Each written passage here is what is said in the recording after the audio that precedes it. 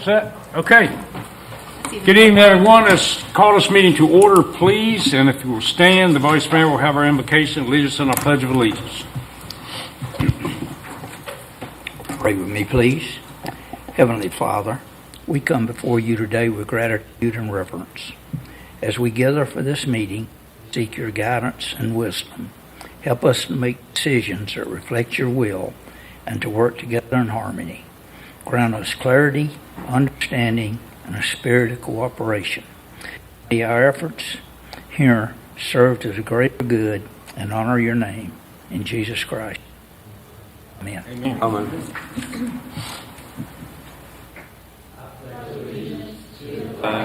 Of the United States of America, and to the republic for which it stands, one nation, under God, indivisible, with liberty and justice for all.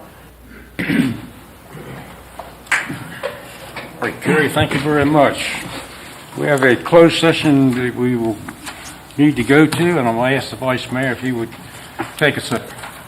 Mr. Mayor, I propose a closed session pursuant to Section 2.2-371 Alpha 7 of the Code of Virginia, 1950, as amended, to discuss and to consult with legal counsel pertaining to probable litigation.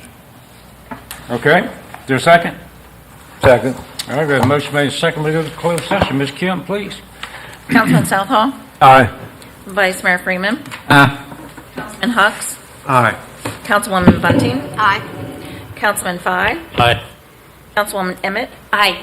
Mayor Hessel. Aye. Mr. Mayor, the motion carried by a vote of 7-0. All right, thanks, Kim. We'll be back.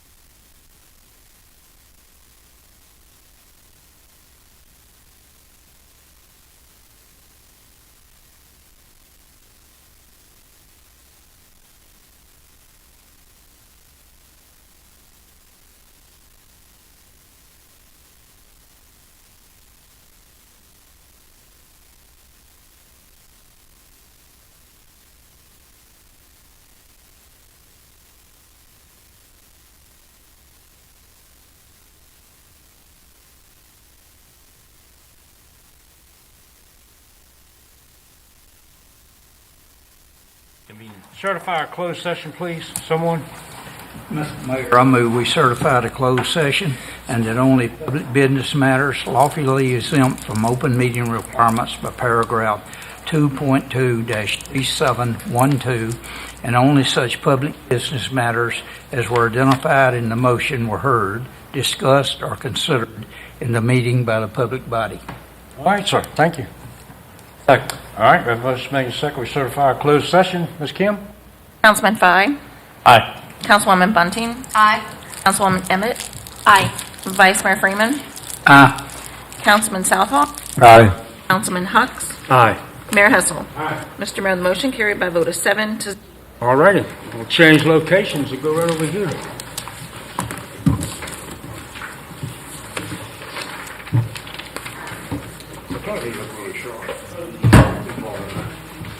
He does it better than I.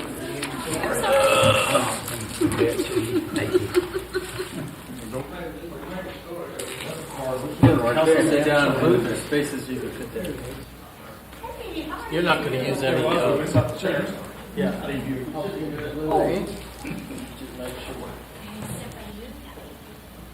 don't know who's I never get to sip. I know.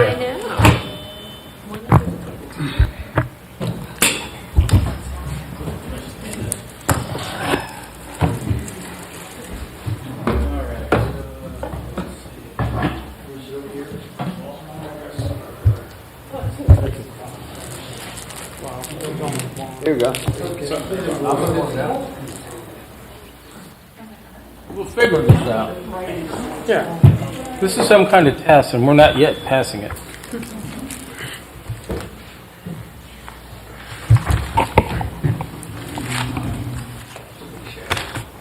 All set, Randy? Yes, sir. Okay. We play nice. Ready for me to Yes, sir. introduce it? Yes, sir. Thank you.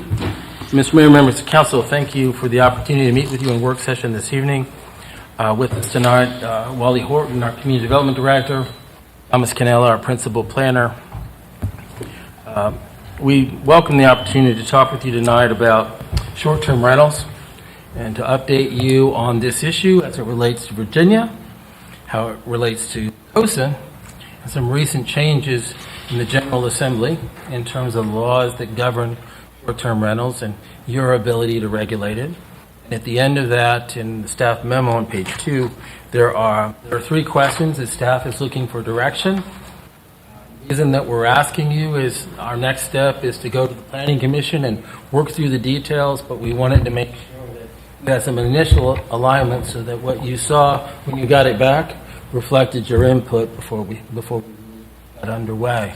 Mr. Canella, are you going to lead this, or are you going to lead Mr. Horton? I think Tom says, I'll just say that these regulations, obviously with us getting direction from the council, is going to be part of the revised, I guess I would say revised zoning ordinance. So that's just another reason why we're asking you this. Thomas? Sure. Thank you, Mr. Mayor. Members of council, it's a pleasure to be with you this evening. I'll try and be concise and mindful of your time, but most of you are very familiar with the ground level issue, and that is how we as a city and localities generally are going to approach regulating short-term rentals, often referred to as Airbnb or Vrbo. You'll remember almost two and a half years ago now, you approved a conditional use permit for a tourist home on With Creek Road. That we brought it to you as a tourist home because that was the definition we had at the time that matched the use. It's been in operation since, and that is currently the only permitted short-term rental in the city. I will tell you that there are, as of today, 3 additional actually operating that we could identify, but this has become very popular across the Commonwealth, and everyone has struggled with how exactly to regulate it. And we all, and many other localities, have been doing the waiting that we've been encouraged to do. Wait on next year's General Assembly session, we'll have some state code for you that guides you in the regulation of short-term rentals. 2 years went by. We have some guidance. There's been dozens, I'll say, of bills introduced in the last 3 sessions. Most don't make it very far, but one did this year and gives us a little more guidance. So we feel like it's the appropriate time to have the conversation with you all now and moving forward with some code language in the zoning ordinance so that we can begin regulating and permitting properly the short-term rentals that we have, the ones that exist, and the ones that will exist in the future. The frequency at which we receive inquiries for short-term rentals increases, I'll say, month over month and year over year. I probably get a call at least once a week or once every 2 weeks from someone interested in starting a short-term rental, whether they live in the city now or own property in the city now, or folks who see property for sale interested in purchasing for the only purpose of building a home to operate as a short-term rental, or the current home being used as a short-term rental. It has been our practice in the city for decades for every use not specifically permitted in a certain district that a conditional use permit is obtained. That's been our practice for short-term rentals. The tourist home that I spoke of is the one that got to you and was approved. There was an application for another that was withdrawn after the Planning Commission public hearing, but everyone who has inquired, we have conveyed to them for years that the proper process for approval, the only process for approval, is a conditional use permit. So if you'll look at the state code with me that you have in your packet, this year, and a part of the code that speaks to the creation of a registry for short-term rentals, this section of the code just allows localities to create registries that are ministerial in nature as a way to more or less track the approved short-term rentals in the locality, recertify them every year, and so forth. Some language was added. It's in Section D that speaks to no local ordinance shall prohibit an operator from offering a property as a short-term rental solely on the basis that the operator is a leasee. And the section goes on, but the important, very important part is the 4th line down where it says, no local ordinance enacted after December 31 of 23 or subsequent amendment shall require that a special exception, special use, or conditional use permit be obtained for the use of a residential dwelling as a short-term rental where the dwelling unit is also occupied by the property owner as his primary residence. We're not going to do that. It's been our practice, like I said, for decades for CUPs to be the proper way for businesses, whatever they are, to get approved in districts where they're otherwise not permitted by right. So we are before you tonight, as the manager mentioned earlier, to get clarification on 3 questions. The first is to move forward or not with code language so that we can create a registry in the city so that the one we have approved now and future that may be approved will have to register in accordance with the code. The second question we're seeking direction for is that to continue to permit short-term rentals, how we do it. In all cases permitted by conditional use permit or draft language to permit owner-occupied short-term rentals administratively. So I'll expand on that second point just a bit. Not necessarily in the city, but in other localities in other states, people are renting basically anything they can that somebody will pay for to stay overnight. People rent tents in their backyard and small sheds and campers. In the city, though, folks rent boats that are docked at marinas as short-term rentals. And they rent whole homes, or they rent partial homes. Those are the three we see the most. We have seen catamarans, sailboats as well, which will fall in line with this process, just like a house would. The major difference is really in the title. A whole home rental, a whole house rental, is someone putting their entire house up for short-term rental. Just as they would rent it to someone long-term, they offer it for short-term rental. Short-term rental is defined as 30 days or less. In that scenario, currently, the owner would have to obtain a conditional use permit to continue the use or for a new use. The other most common operation is a partial home rental. It's exactly what it sounds like. Folks offer a part of their home for rent, for short-term rental, for 30 days or less. We have 2 of these operating in the city right now.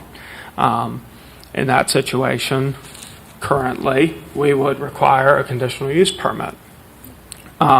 So the option, I'll say, is do we continue to require a conditional use permit for both situations, where it's whole home or partial home, or is the direction for us administratively to be able to permit the partial home rentals? So if you are renting a bedroom or a mother-in-law suite, a part of your primary dwelling on your property, is that the situation where council may want to permit us to permit them at the staff level? We would do so the same way we permit home businesses now. So the process, the authority would be very similar, but the application would be just a little bit different. Thomas, excuse me, is this, we're talking about a whole house, the owner of the property is still there, and they're renting out a room or maybe 2 rooms? Right. Okay. That's the partial home, the partial rental that we talk about, where someone is there on site, the owner is on site, and they rent a part of the home. That's the partial house scenario. And this, like I say, we have 2 operational and is fairly common. That situation, it's, I'll say, much more controlled because the person who owns the house or leases the house is there on site while the business is being ran. Think of it almost, it's more like a bed and breakfast than the other scenario where it's like a hotel, right? You're renting the whole part of it. So that's the second piece of direction we're looking for. The third is that we're looking on your direction. We continue to draft a short-term rental application for all short-term rental CUP applications. Do we continue with that or not? I presented you all with a draft application. In local government, we borrow things from other localities. I'm not going to take credit for this. This was a working document, I think, from Front Royal. I commandeered and tailored to us. And it can be changed, and I anticipate certain parts of it will be changed, but it provides a strong foundation for how the application will end up if you all see fit.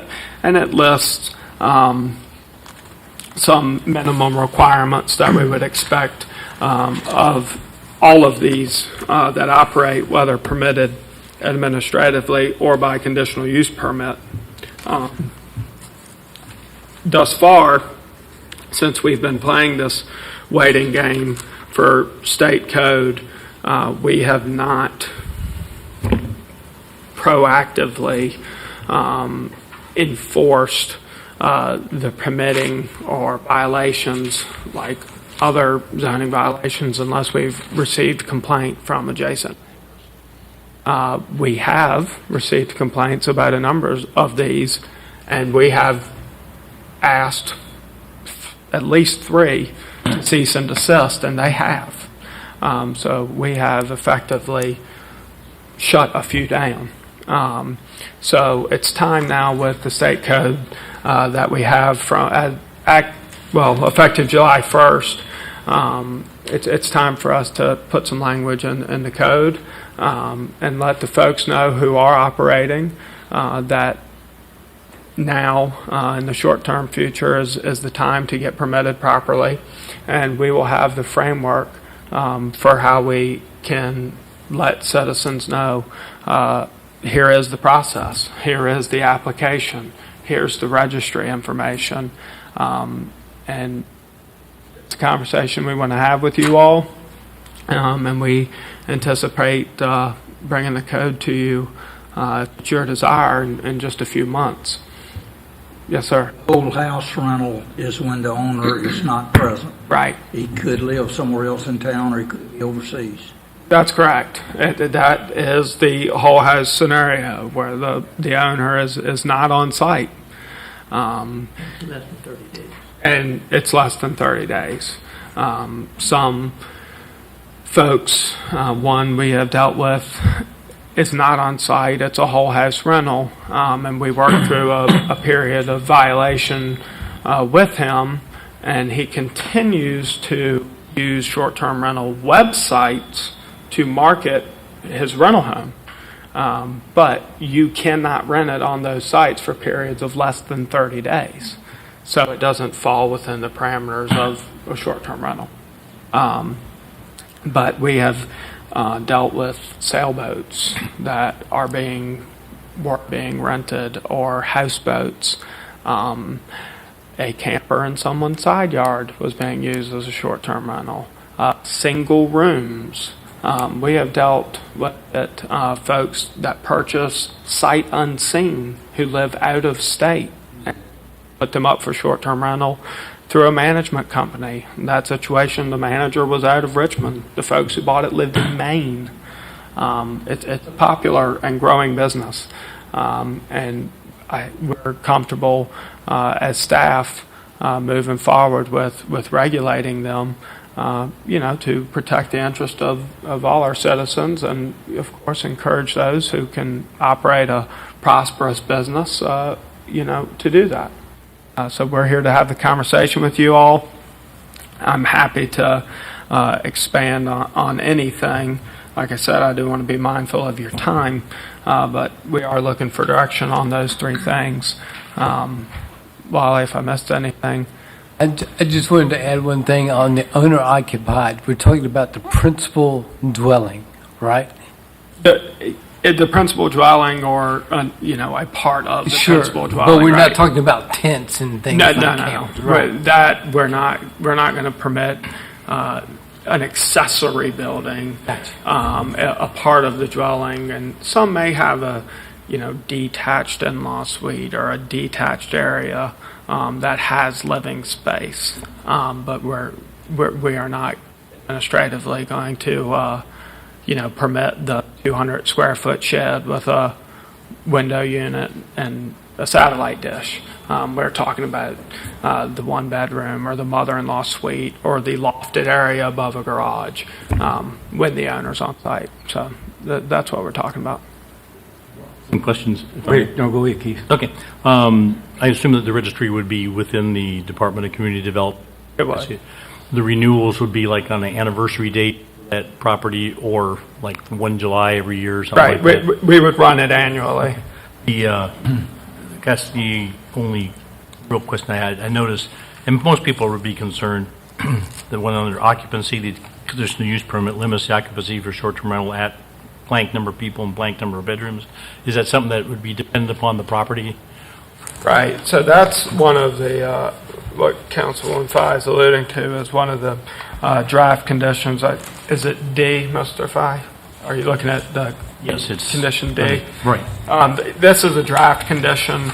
It says that the maximum number of occupants in the dwelling unit shall be determined by the number of bedrooms. There shall be no more than 2 adults per bedroom. However, the maximum number of occupants shall not exceed 10 people unless approved by council. So, much like any other conditions we draft with an applicant, if they need a waiver or some kind of amendment thereto, they would request that from you all if they couldn't comply. But that is consistent with the CUP that you all approved for With Creek Road. Now, I know that most people would probably be concerned if the house next door was one of these that rented by a family or families all getting together for a reunion or kind of thing, that they would, 3 or 4 or 5 families would come in and the house is big enough, but as far as vehicles and stuff like that, it basically says it has to be in the driveway. Right. Who would they come to if they say, hey, there's like 10 cars next door and half of them are on the street? Would they come to you all? They would come, generally, they would come to us. And how this application is set up and how the registry is set up, we will require a contact or a manager for a property that should be responsive whenever we call, whether that's someone on site or not. And that person is responsible to answer to the complaints and the violations immediately. And there, of course, there is some revocation authority, and the folks that violate terms of the registry ordinance are certainly folks that are approved by conditional use permit, and even the folks, if there are any that you all would like us to grant administratively, just like our home business permits now, they're subject to approval and revocation or not, non-issuance by the zoning administrator. So there are ways to, address bad actors, and we will have a contact for folks on site for each short-term rental. As it says, I'm sorry, as it says, sorry, almost done. The application fee of $711, would that be like a one-time fee? And would this conditional use permit stay with the dwelling, or would it go with the owner? Like if the owner sold it, it would basically start over if someone wanted to do the same thing? It's a great question. This is our conditional use permit request form for short-term rentals. So that is our current application fee for all conditional use permits. And then we've written in a $200 annual fee for recertification, because we're going to look at these, any that are approved, meticulously on an annual basis so that they are recertified. The second part of your question is just like any other conditional use permit. It does transfer with the property, not the owner. Two questions, Tom. Number one, I'm aware of a situation where a whole home is being rented as a short-term rental back on someone who moved elsewhere, and the neighbors were upset because they had people come in and out all hours of the day and night. They had no idea who they were back, and they filed a complaint and came to the city. Nothing the city can do about that at that time. But their homeowners association said, you know what, we can have that. So the homeowners association came up with a rule. None of the houses in this association can have short-term rentals. Now, how does the city's approval of short-term rental interact with a homeowners association when they say? Not going to change it. If an HOA common, this is, you could liken this to our farm animal permits. We may permit the farm animals someone requests and at their address, but if their HOA doesn't allow it, they can't have it. So it would be the same process in this scenario. Homeowners situation where they don't allow it, and the city Right. said you can't, so they say, well, the city said you could, so we're going to do it. Right. No, we won't permit it if we don't have approval from the HOA. Okay, and the second question is, are the costs associated with annual fees going to be sufficient to cover the administrative cost of handling these accounts? I believe so, how we've presented it. The 711 is just the one-time conditional use permit application fee.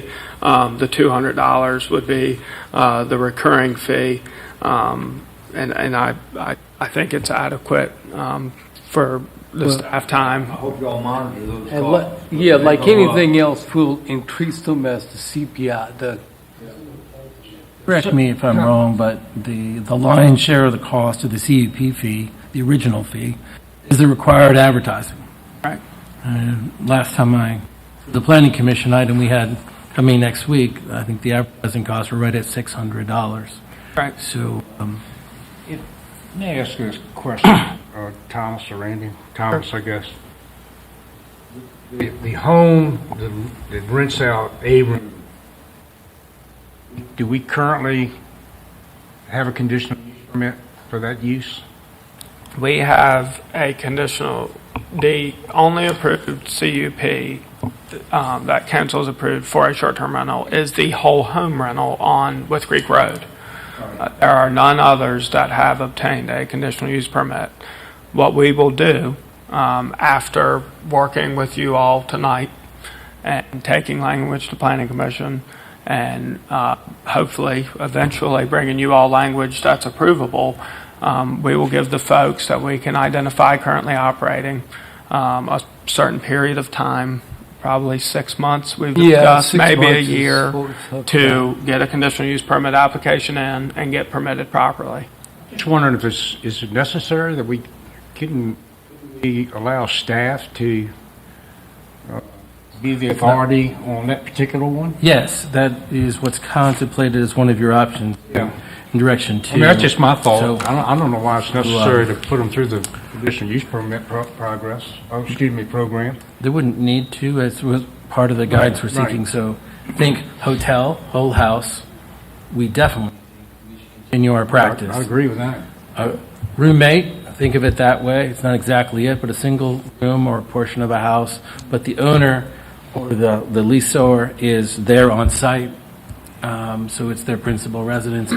And we're proposing either everything requires a conditional use permit, which is what it is now, or the roommate style, the portion of a house, would be an administrative approval similar to how we do home businesses. Process that we go through and we determine, is this relatively benign in its impact on the neighborhood? If it is, it goes through a simple process. If we determine that it is more expansive, we will suggest that the simple permit is not the right permit, but a conditional use permit is. We've got the ability to discern those two. My 2 cents would be that we not require conditional use permit for that particular scenario, and for all the rest we do. Thomas, can I ask a question about the administrative process? Sure. Do the neighbors still receive written notice if it's coming So administratively? that's a good question. So our process now with what we call our long form for home business permits, things that we review, we look at the operation and determine that there could be impact to the adjacents. We make them fill out the long form, which has adjacent blocks. They would have to go to their adjacent neighbors. They would be made aware of the application and the use, and the adjacents would have to sign on to the application and agreement of the operation of the use. So that's what we would do. So it would be the long form. It would be the Okay, long form, thank you. and the nearest adjacents would be notified. Typically, it's your 2 neighbors to either side, if you have 2, and the ones directly across the street would be notified. And I concur as So well. in that instance, if they could not get the neighbors, then we would tell them if they wanted to proceed, they needed process. Yes, sir. Yeah, which was full public hearings and before the planning commission and council. Year 1 and 2, I agree with the mayor. Conditional use permit for whole house without an owner, administrative for partial, and yes to your third question. Continue. Any other comments? I got one, please.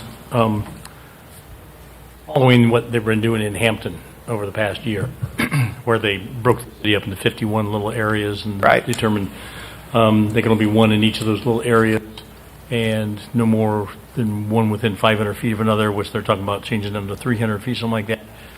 Is there anything in this that would possibly limit, assuming that a short-term rental would be more popular for ones that are on the water, Right. and not wanting to put any extra burden on neighbors that don't have the intention of doing that, that live on the water? Are we going to limit at any higher road be? We're not recommending any language that would. I think different from the city of Hampton, they introduced language, pulled back some language, and then went with each will require a conditional use permit. Well, that was great until I think they got 230 applications. So then they went back to the drawing board, rezoned, basically, we'll put a zoning layer over the entire city, broke them down. Now they have the percent and the distance requirements for each of the 51 districts. The good thing about our process is that we don't anticipate that number of applications, and if it is whole home, you all will consider it. So I think if it's a situation where there is one adjacent or two on the same street, it gives that owner and the public and the adjacents the opportunity to come express concern if there is any to you all during that process. I think if you were talking about the one at 460 Blue Creek Road, they've already come through the conditional use permit process. We just asked for a review at the 2-year point, which would be this January, and if we get something done, they would kind of roll over, would they not? We could. We're talking about the tourist home next to the 7-Eleven, which used to be the. Right. That was approved approximately a year and a half ago, and the eighth condition that was added made it for a period of 2 years. Condition 7 says that the council reserves the right to review and amend the permit at any time. That use has, one, really cleaned up that property, and two, to the best of my knowledge, we've not received a single complaint or concern from anyone. So council has the option, if you wish to prior to its expiration in January of 2025, to reconsider, consistent with item 7, condition 7, and then if it wishes to, amend by removing eighth condition, which is the 2-year expiration. Alternatively, you could modify that language, or a final alternative is to simply let it ride, at which point the owner of that business would need to go back through the conditional use permit process, pay the fee again, and start over. All of those options are available to you. However, if you feel comfortable that that use is worked well in that area, you might wish to go ahead and just consider it as a council sometime this fall, and if you still remain comfortable, go ahead and either modify or remove condition 8 so that they don't have to go through that whole process and spend that money again for something that has been benign at worst and a good thing. I think is more like the way to characterize it. In fact, I seem to recall the first folks that moved into that home after your approval were some folks from Poquoson who had had fire damage to their house and were looking for a quick place to go for their family. So it worked exactly as we would have hoped, except of course. We have a conditional use permit on that anyway. Yes, we do. When you just, so we could pull that at any time without the number 8 review. You could just review the whole thing and modify or eliminate number 8. So it wouldn't expire if we were to do that. It wouldn't expire, or you could put a much further out expiration date on it if you felt that was more appropriate. So, Mr. Mayor, unless otherwise directed, we'll bring that for council's consideration sometime this fall. Please. And Thomas, that was an excellent presentation. Excellent presentation. We just blessed a lot of really good people. I bet there's not a council in our area that has any better folks that do presentations to them than we do. And we just heard one of them. Okay. Would you like to take 5 minutes and then reconvene? Did you Whatever get- you need, if it's only these 5 minutes, and I'm ready to go. Did he get his 3 questions answered? Yeah. Just, I guess I would say as we're getting up, for those at home that may be watching, this is my the back. first conversation, and it will now go to the planning commission. There will be public hearings on the ordinance amendment, and then it will come to city council. There will be public hearings here. So we didn't make decisions today. We provided initial direction. Did we give you what you want? Yes, sir? Okay.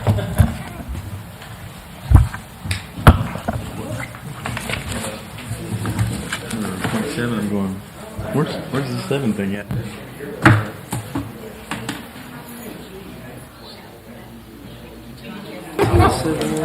Randy. I know we were talking about, he was talking about the conditions that, yeah, the 460 West Creek Road one. Right. Can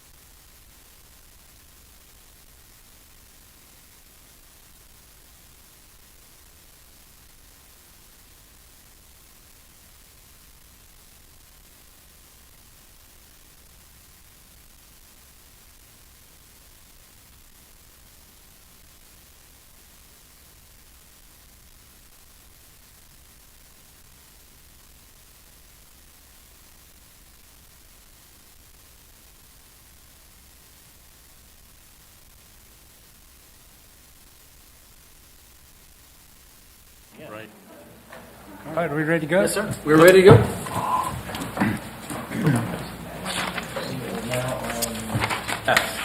All right. So those of you that viewed the work session, I don't know that we need to go into any more details about that. We'll move on to a special presentation. I'm going to ask Tara if she would join me at the podium, please. What did Tara do now?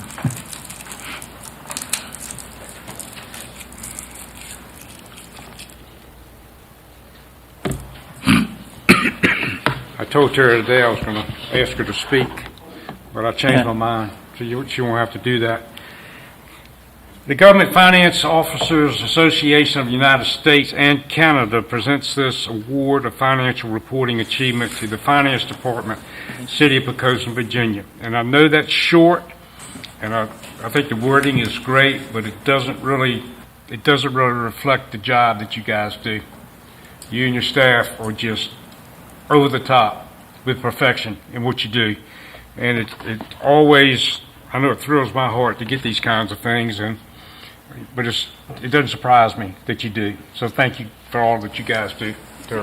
Appreciate it.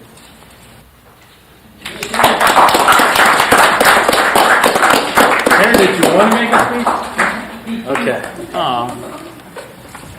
We'll see her again in a few minutes. Okay, let's move on to audience for visitors. Is there anyone in our audience who would like to address council on any issue? Okay, and move on from that. We need a motion for approval of our minutes from regular session July 22nd, 2024. So moved, Mr. Mayor. Okay, Second. all right, a motion made and seconded that we approve those minutes. Any concerns, comments, any questions? If not, Ms. Kim? Councilman Fye. Aye. Councilwoman Bunting. Aye. Councilwoman Emmett. Aye. Vice Mayor Freeman. Aye. Councilman Southall. Aye. Councilman Hucks. Aye. Mayor Hessel. Aye. Mr. Mayor, the motion carried by a vote of 7-0. Okay, thank you. One of the old business, the first item is resolution making appointments to the school board, and let me just preface that if I could. We as a council spent an awful lot of time interviewing a lot of really good people. Some of those people that were really good were not picked. But we certainly encourage them to keep their applications active because at most any time anything could happen, and we certainly want those applications on file so the council can look at those again. I think the folks that we have picked, I'm satisfied with them. I think the rest of the council is too. So let's start with the central precinct if we could, and what I've asked the members of council who are in these precincts, if they would just do a motion and a second. I think it's proper that it comes from them and not from another member of council. So if we could do the central precinct first. Mr. Mayor, I propose a resolution appointing the name of Jesse Maxwell to the Central Precinct Board, whose term will expire on June 30th, 2027. Okay? I second the motion. All right, a motion made and second that we, without the resolution, with Jesse Maxwell's name inserted. Any concerns, comments? If not, Ms. Kim? Councilman Fye. Aye. Councilwoman Bunting. Aye. Councilwoman Emmett. Aye. Vice Mayor Freeman. Aye. Councilman Southall. Aye. Councilman Hucks. Aye. Mayor Hessel. Aye. Mr. Mayor, the motion carried by a vote of 7-0. All right, thank you, Kim. Eastern Precinct? Mr. Mayor, I propose that we adopt a resolution appointing Dr. Melissa Bartlett to the school board for Poquoson for the Eastern Precinct with the term expiring June 30th, 2027. Okay. Second. All right, motion made and second that we adopt the resolution, Dr. Bartlett's name inserted. Any concerns or comments? Okay, Ms. Kim? Councilwoman Bunting. Aye. Councilman Fye. Aye. Councilman Southall. Aye. Vice Mayor Freeman. Aye. Councilman Hucks. Aye. Councilwoman Emmett. Aye. Mayor Hessel. Mr. Mayor, the motion carried by a vote of 7-0. Thanks, Kim. And the Western Precinct, please. Thank you, Gordon. I move the council pass a resolution making an appointment to the school board with the name of Chris Burbidge inserted from the Western Precinct with the term expiring June 30th, 2027. Second. Okay, we have a motion made and second that we adopt the resolution with Mr. Burbidge's name inserted. Any concerns or comments? If not, Ms. Kim? Councilman Hucks. Aye. Councilman Southall. Aye. Vice Mayor Freeman. Aye. Councilwoman Emmett. Aye. Councilwoman Bunting. Aye. Councilman Fye. Aye. Mayor Hessel. All right. Mr. Mayor, the motion carried by 7-0. Okay, thanks, Kim. Let's move on to new business. First item, an ordinance transferring funds from the City Hall HVAC duct cleaning project to the Back River Drainage Project within the Special Revenue Grant Fund. Ms. Terrell. Good evening. Good evening. Mayor Helsel and council members, on May 13th, City Council authorized the contract with Pancove Marine Construction for $304,225 for the Back River Drainage Project. This project is underway and should be completed by November. But once the project got started, it was determined that the topography of the bottom had shifted since the last time it had been surveyed. And as a result, this has led to a slight increase in the length of the bulkhead needed. Therefore, an additional $6,750 is needed to cover this cost of additional material to complete the project. And since this is an American Rescue Plan Act or ARPA project, there are funds available within the Special Revenue Grant Fund that we can transfer to this project. We identified initially $16,000 for a City Hall HVAC duct cleaning project, but later was determined it did not meet the requirements. Therefore, you have an ordinance to transfer $6,750 from that project within the Special Revenue Grant Fund. And I would be happy to answer any questions. Garrett is also here to answer any questions about the project you may have. Any questions of Tara? Okay. Must have done well. Well, let's don't hold them up, then we need a motion.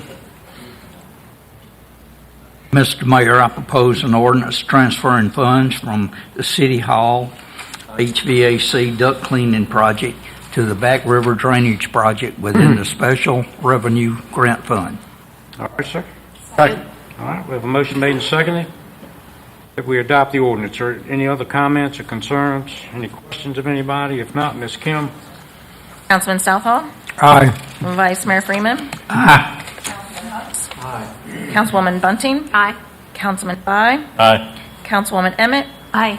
Mayor Hessel? Aye. Mr. Mayor, the motion carried by a vote of 7-0. All right, thank you, ma'am. Let's move on to item 2. It's an ordinance making additional appropriations for fiscal year 2025. Special Revenue Grant Fund, American Rescue Plan Act, some ARPA money there, and the sewer fund for the sewer project. Ms. Tara, Yes. you got show and tell behind you. We do. City Council appropriated the $15.1 million of the ARPA grant funds in the Special Revenue Grant Fund. We have until December 31st, 2024 to encumber all of these funds and then 2 more years to complete the projects. Staff has identified a second phase to the initial slip lighting sewer project. If you recall, previously we had the $8,327 linear feet for slip lining. Now we have additional 3,995 linear feet in additional slip lining. The project is 2,200 linear feet traveling south of Messick at pump station number 10, 120 linear feet at pump station number 17 on River Road, 400 linear feet at station 2C at Yorktown Road, and 1,275 linear feet at pump station number 12 at Cedar Road. This project also consists of rehab of 5 manholes on Messick Road and 1 manhole between West Layden Way and Cedar Road, and slip lining of 15 sewer laterals in various locations on Messick Road.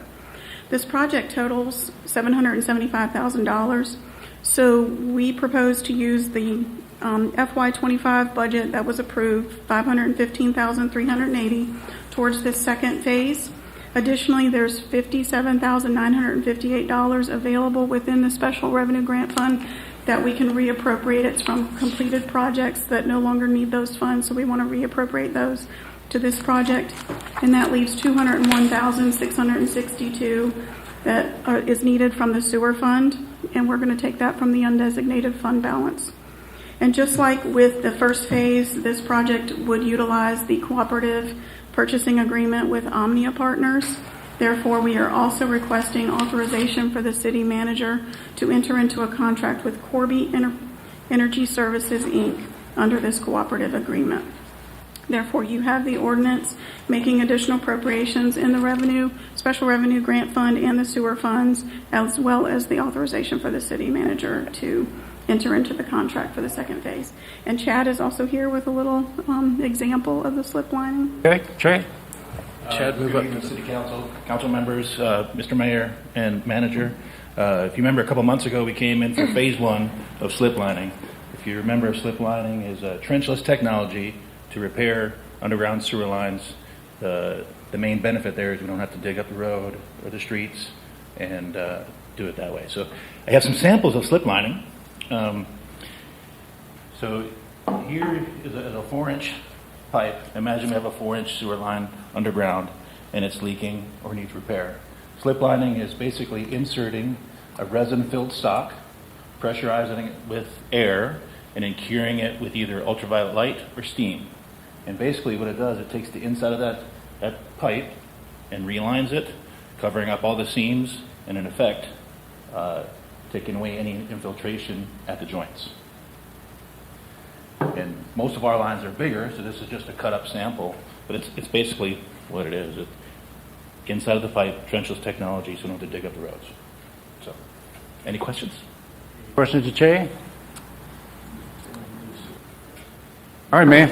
Wait a minute. Comment. Go ahead, Kurt.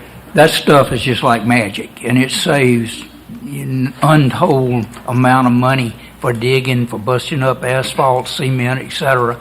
You just run that thing through, and it makes it slick. You can pull cable right through it where you couldn't even get a mandrel through it yesterday. So just wanted to comment on. In addition, when we have slip line areas so far, we see substantial reduction in the use of our pumps and our pump stations. Along the life of that equipment, for sure, and allow there to be capacity on days where we really need it. Infiltration that Chad talked about in old pipes is a real thing, and this is a way to essentially seal that out without having to tear up people's yards and spend extra money to do that, as well as the disruption. This is a real win-win for us, and particularly in a community like ours, with the water table that we have so close to the coast. You're not going to tear up Messick after it just got repaved, right? No, sir. Okay. Trenchless technology, so you don't have to do that. Great. Any other questions to Chad or Tara? Could you talk about the timeline of Phase 1 and Phase 2? Sure. I talked to the contractor performing this slip line project. Right now, it's on the books to do late this year, so November, December. I asked about the possibility of adding them in for Phase 2 right afterwards. Once it's signed a contract, they'll look at the schedule and hopefully give us a better timeline for Phase 2. So Phase 1 is late this year, and depending on what the contractor has, they're going to tell us early next year. But I'm going to ask them to try and do it together so that we can get it done and be out of the way of our residents. Thank you. Okay, anything else? Okay. Thank you. Someone prepared with the motion? Mr. Mayor, I Yes, ma'am. propose an ordinance making an additional appropriation for fiscal year 2025 in the Special Revenue Grant Fund, American Rescue Plan Act, ARPA, and Sewer Fund for the sewer project. All righty, thank you, ma'am. Second.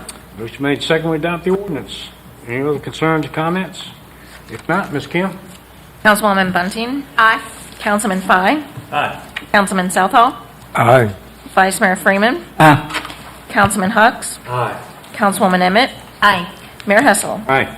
Mr. Mayor, the motion carried by a vote of 7-0. Okay, thanks, Kim. Let's move on to item 3. It's an ordinance making additional appropriations for fiscal year 2025 in the Capital Projects Fund, Verdon Street Clock at Fire Station Number 2.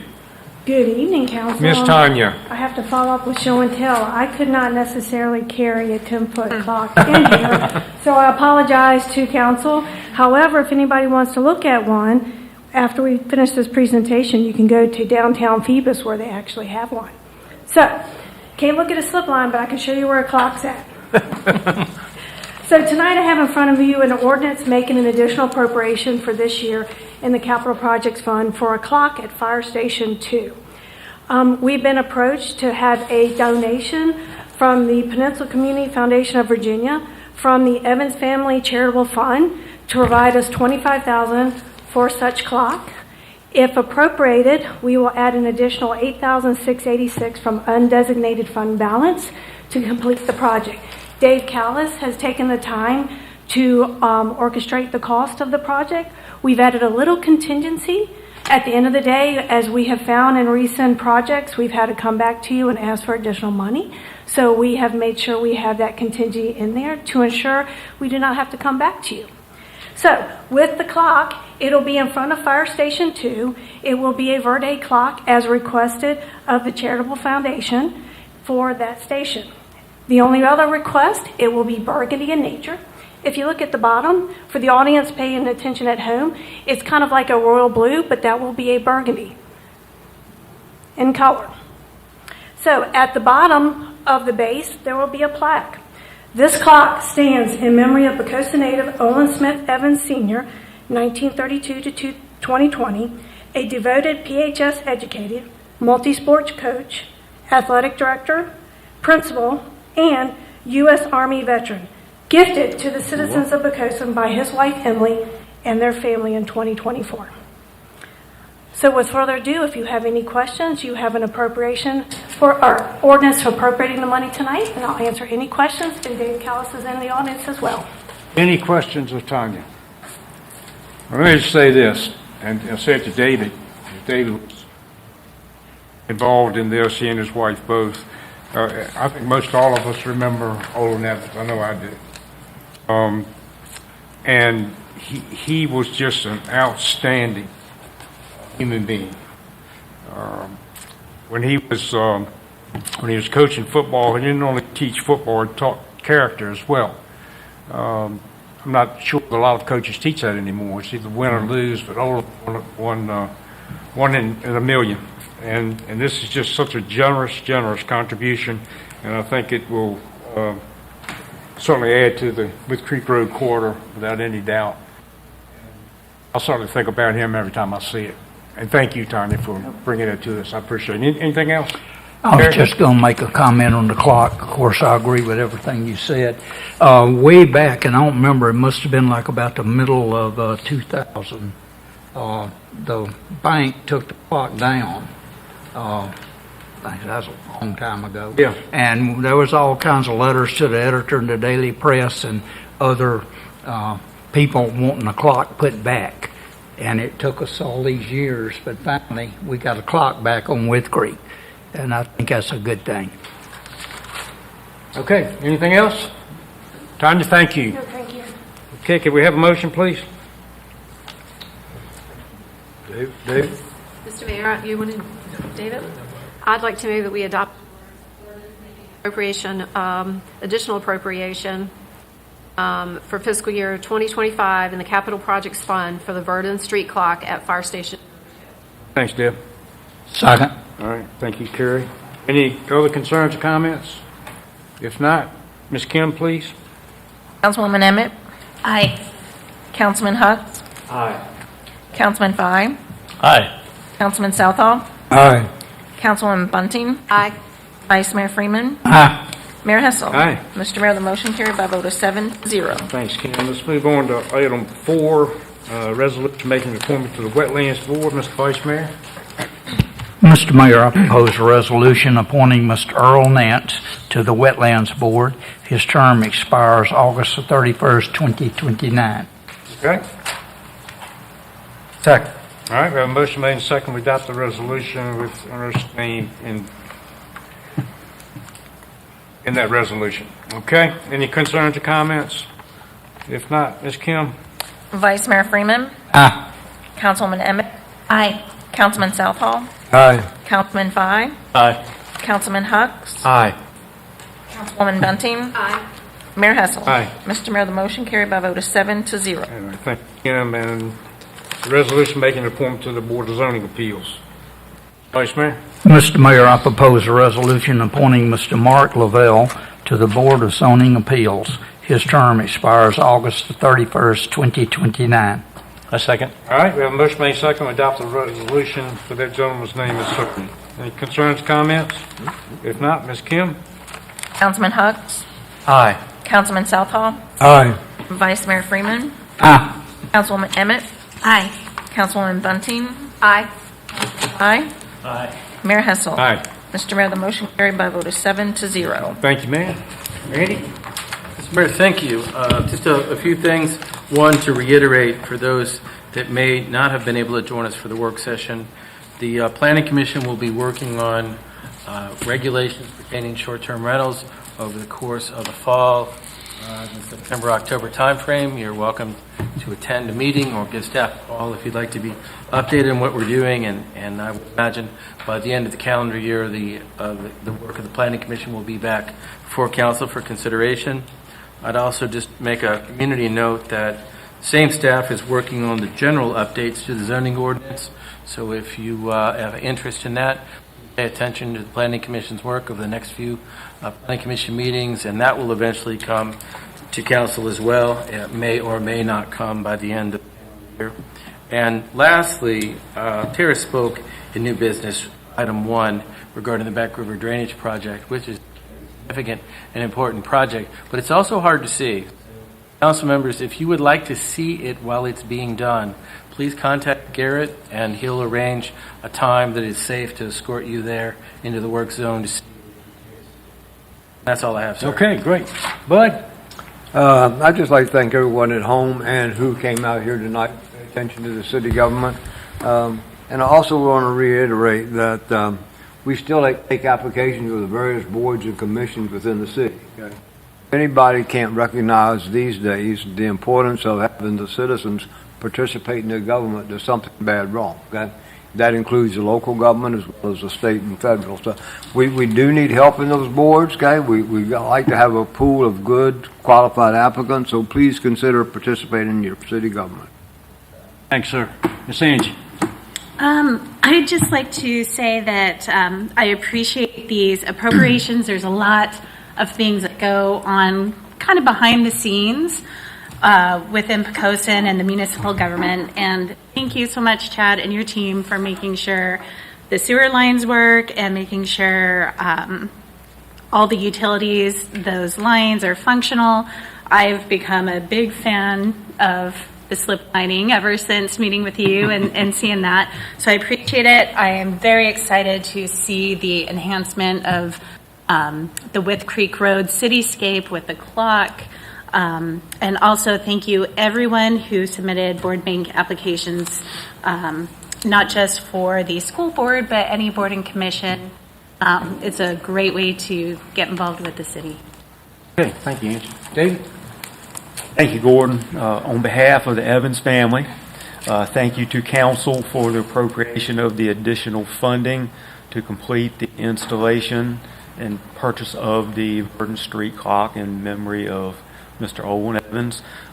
Thanks also to City Manager Randy Wheeler, Assistant City Manager Tanya O'Connell, our Finance Director Tara Woodruff, and Mr. Dave Callis, our Director of Economic Development. Thanks so much for all the effort that you've put forth in bringing this project to fruition, along with the other city staff members that have contributed to the project. So thanks to all. Thank you, David. Debbie? Thank you, Mr. Mayor.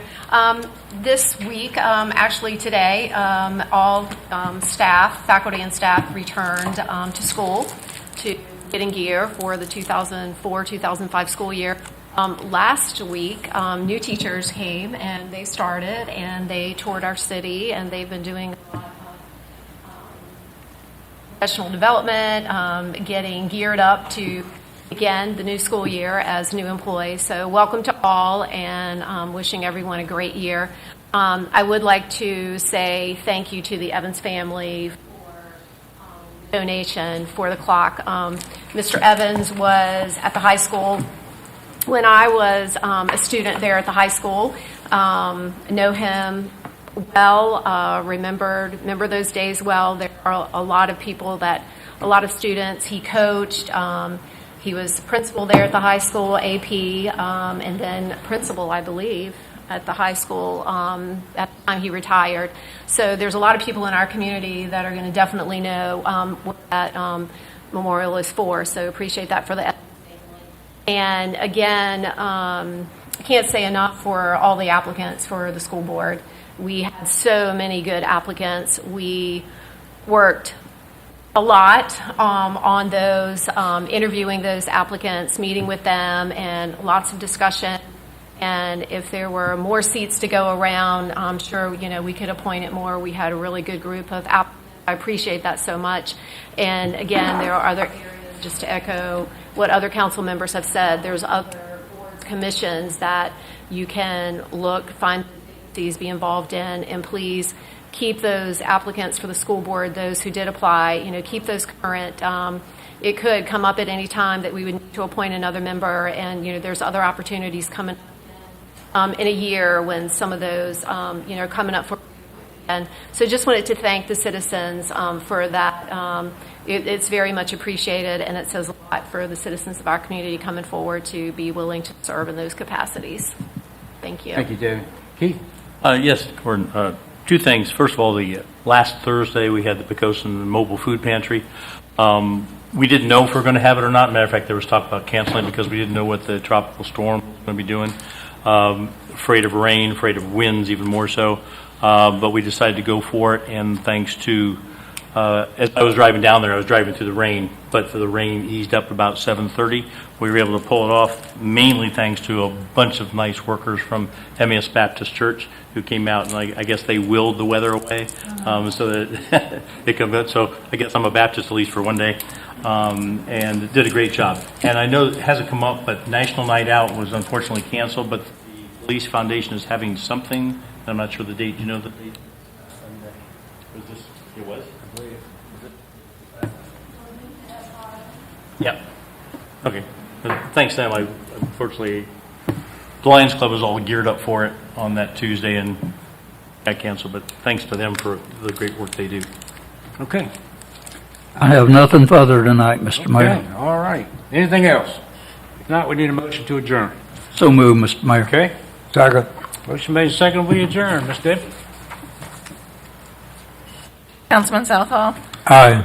Vice Mayor Freeman, Aye. Councilman Hucks, Aye. Councilwoman Bunting, Aye. Councilman Fye, Aye. Councilwoman Emmett, Aye. Mayor Hessel. Aye. Mr. Mayor, the motion carried by a vote of 7-0. I apologize for calling you Debbie. That's Okay, we are adjourned. Thank you.